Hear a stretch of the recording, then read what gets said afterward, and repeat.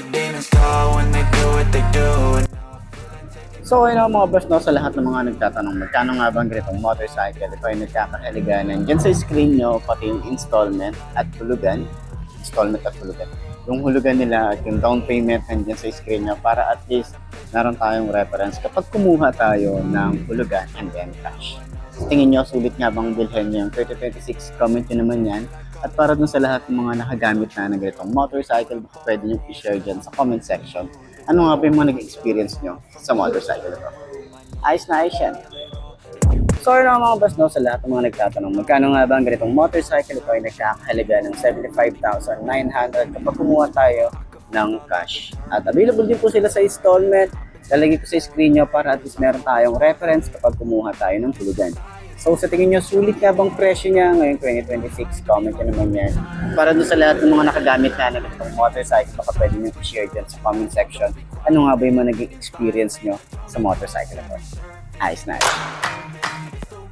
So yun na nga, ngayong 2026 mga best, no, meron silang available dito na Skygo Blink 150 EFI. Opo, FI na po ang isang to, or electronic fuel injection na po ang isang to, at kagandahan din 150cc para sa ganitong ka-compact. Okay, maliit lang yung motorcycle pero compact talaga siya kasi nga 150cc na yung motor na to. So yun ang mga best, no, ngayon 2026, bagong taon, bagong motor, at ngayon ko na lang din ulit mabablog itong Honda Beat na premium. So last time na tayo na i-vlog na playful naman yun, so bagong details din na nilabas sa playful na Honda Beat. Okay, itong bagong kulay dito ng Blink 150 EFI. Kung last time nakakita tayo dito ng kulay white ba yun? Hindi ko rin matandaan kung white or black yung nakita natin, pero ngayon meron silang kulay green dito. Ang ganda ng colorway niya. May may red lining lang siya dito and then black and white. Okay, so ayan, sa mga fan ng Skygo, meron pong 150cc na EFI itong Blink. Okay, meron din naman tong 125, pero yung 125 kasi nila is naka-carb type. So ayan, ikutan natin. Same lang din naman ang itsura ni 125 and 150. Pinagkaiba lang talaga yung displacement tsaka yung fuel injection and carb. Okay, so dito sa front meron tayong Skygo and then black na combination and green. Yan, parang army green yung itsura niya. Itong sa side na to is matte finish. Dito yung ating signal light. Ito naman yung ating headlight, and then may park light din tayo rito, or daytime running light. Sa side, may mga sharp design din tayo rito. Kita nyo naman yun, diba? Ang forma din. So, kamukha talaga siya ni Honda Beat. Hindi natin mapagkakailayan, pero maganda yung itsura na ito. Maganda rin yung specs, diba? Kaya sumasabay talaga siya. So, may Skygo, and then may parang X dito. X yung design, diba? Tapos, yung ating fender, flexible din, malapad. Na extension, medyo maiksi lang. May rubber boots tayo rito sa telescopic fork. Ayan, matte finish naman dito. And then meron tayong single disc brake, naka dual pad caliper tayo rito. And then naka mugs. Pero naka tube type pa rin naman to. Pwede nyo, hindi, naka tubeless na pala. Okay, tubeless na rin to. And then ang size dito ay 80 by 90 by 14. Ayan. So may gulay board na rin tayo rito. Yan, maluwag din yung gulay board. Nandito yung ating battery, and then sa side dito meron tayong parang carbon fiber finish. Ilang unit ba to? 1, 2, 5 units available sila ng kulay gray na matte finish at white glossy finish. Ayan, so ito yung Honda Beat Premium. Sa mga naghahanap ng premium, ano nga ba yung pinagkaiba dun sa playful saka sa premium? Ikutan natin yan. Okay, dito sa front meron tayong mga sharp design dyan, combination ng black and gray. Ito matte finish, ito glossy. Meron tayong rear brake, pagbaba natin meron tayong matte finish na black. May Honda Beat dito, or Beat na sticker, and dito sa side may Honda na sticker. Ayan, so signal light nya halogen bulb pa rin. Yung ating front, okay, yung ating headlight is naka LED. Okay, high and low na rin yan. May mga sharp design din tayo rito. Ayan yung design nya. Front fender natin dito, meron tayong flexible, tsaka bulky din, may mga pakanto rin na design, oh. So naka telescopic fork, maganda rin yung kanyang shock. Naka Nissin caliper tayo rito, naka single disc brake, and yung ating mugs is naka kulay gold na siya. Tubeless na rin to. Ang size dito ay 80 by 90 by 14. Ang kanyang tires ay MVP Star. Ayan. Ito ay Japan technology. So, sa side, meron tayo mga sharp design. No? Kita nyo naman yan. Diba? Meron tayong gulay board at nandito na yung ating battery.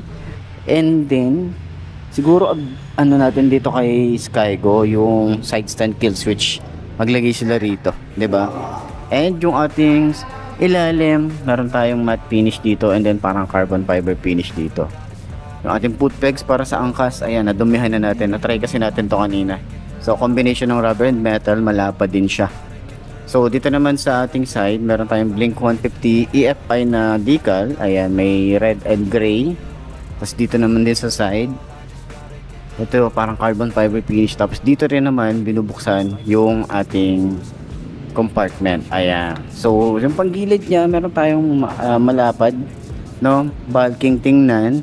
Tapos may Skygo rin tayo rito. Wala tayong kickstart dito. Naka monoshock tayo rito. At hindi rin siya adjustable. So kung gusto niyo ng mas magandang shock, palitan nyo na lang. Okay, marami din naman nabibili sa aftermarket. So, naka drum brake dito sa likod. Meron tayong tubeless din dito. Ang size naman dito ay 90 by 90 by 14. Ayan. So sa grab bar niya, ito metal. Tapos binalot ng parang goma yung design, and then parang carbon fiber finish dito sa side. And then meron tayong LED na signal light, LED na tail light, reflector, malapad yung ating fender, flexible din. Okay, may parang carbon fiber finish din tayo rito. And sa side, naka air cool tayo. Tambucho natin dito mataba, and then may cover tayo dito na metal. Ayan. So sa compartment, meron tayong kahit papano, meron tayong mapaglalagyan ng mga gamit natin. Malinis lang yung design para dito sa kanyang compartment, and then yung gas tank natin dito. So hindi na kailangan susian yung gas tank niya. Okay, ano na yan, pwede na kayo magpagas. Yan. So meron tayong helmet hook. Ito yung itsura ng ating compartment. Ayan. Sa ilalim ng ating upuan. Okay. So yung upuan natin malapad, makapal yung foam. Maganda yung leather na ginamit. May mga stitches din tayo rito, stitches din dito, and sa ating panel gauge na naka digital na rin tayo rito. Meron tayong side stand kill switch, yung ating foot pegs para sa angkas, combination ng rubber and metal. Meron tayong mga design na ganyan, ma-appreciate mo yung mga ganito eh. May mga lining din yan. Tapos dito sa side, may mga lining din. Makita natin yung pa-curve na design, and then may Honda Beat or Beat na emblem dito. Ang ganda, kulay gold din yan. So naka single shock tayo rito, adjustable naman yan. Naka ESP na rin tayo dito sa panggilid. May kickstart tayo rito, hindi naman inalis ni Honda yan. So maganda rin yung ating panggilid, may Honda na naka-engrave.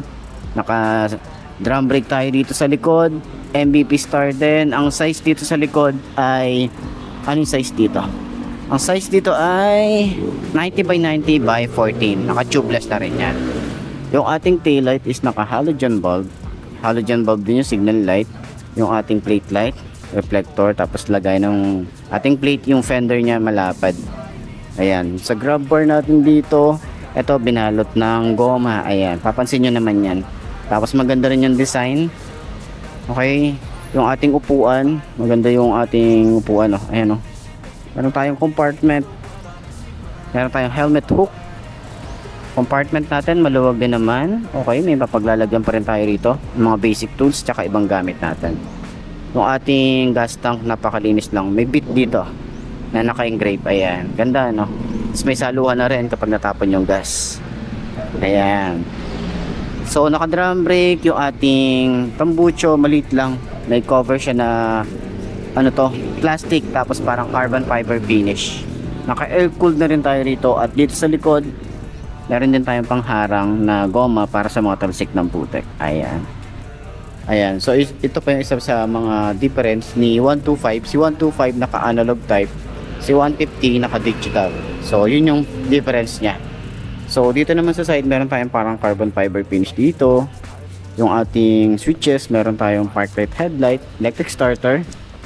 Dito naman sa side, meron tayong high and low, and then flasher, signal light, and then busina.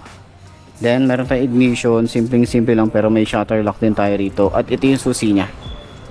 Ayan, may helmet hook din tayo rito or utility hook.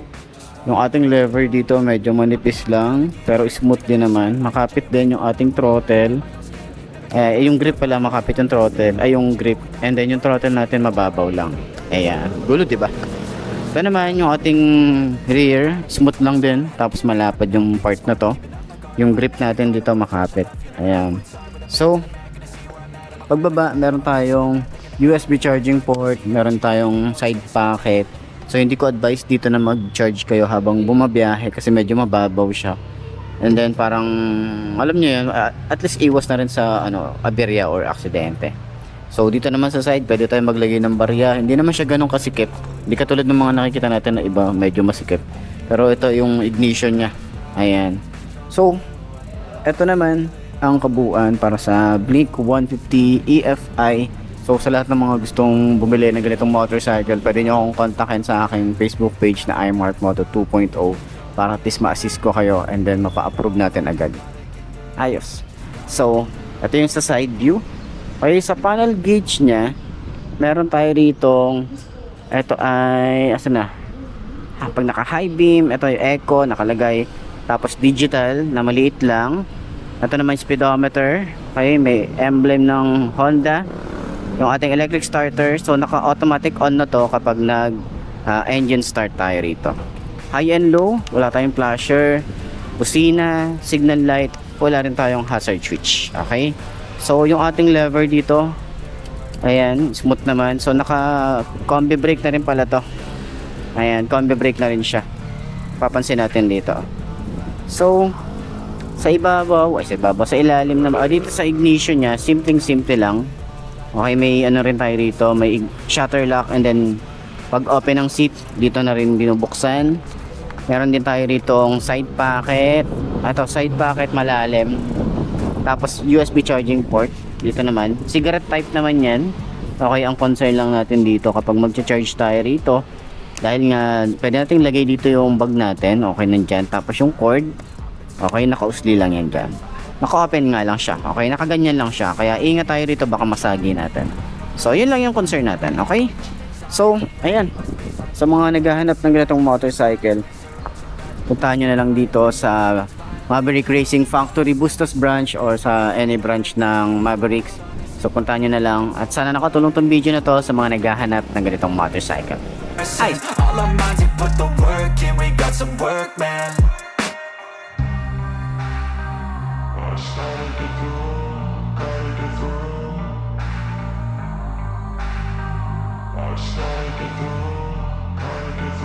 I can hear the demons call when they do what they do.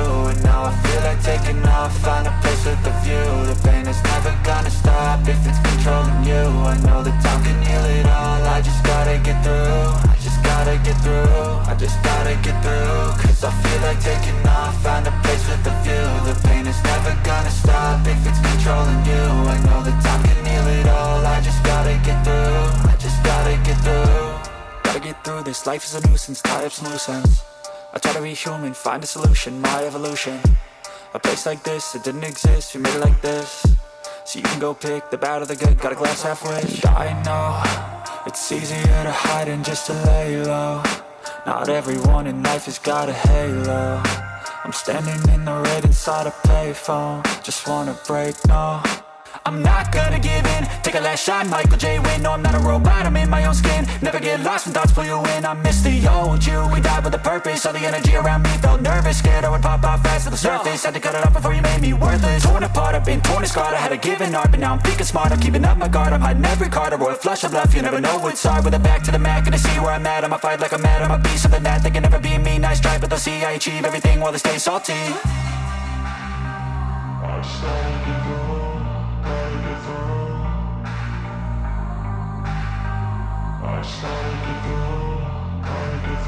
I can hear the demons call when they do what they do. And now I feel like taking off, find a place with a view. The pain is never gonna stop if it's controlling you.